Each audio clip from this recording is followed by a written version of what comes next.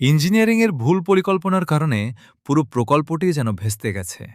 DND লেকেকের সৌন্দর্য বর্ধনের জন্য নির্মিত বসার স্থান ও দৃষ্টিনন্দন স্থাপনাগুলোর অধিকাংশই এমন নিচু স্থানে করা হয়েছে যা প্রায় সবসময় পানির নিচে ডুবে থাকে।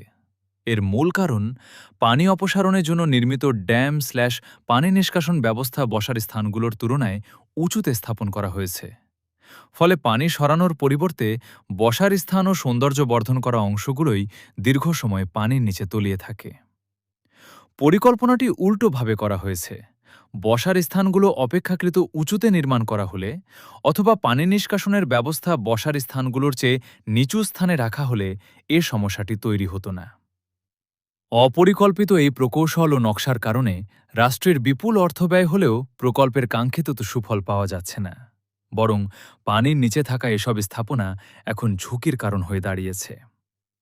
ডিএনডি লেকে গোসল করতে নেমে এসব বসার স্থানে নিচে ঢুকে একাধিক মানুষের মৃত্যুর ঘটনাও ঘটেছে বলে অভিযোগ রয়েছে। এখনও চাইলে সমস্যাটির সমাধান করা সম্ভব।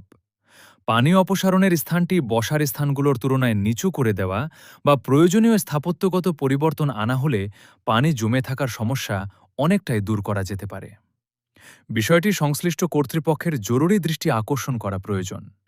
ভিডিওটি শেয়ার করে কর্তৃপক্ষের নজরে আনুন, যাতে দ্রুত কার্যকর ব্যবস্থা নেওয়া হয় এবং ভবিষ্যতে আর কোনো প্রাণহানি না ঘটে।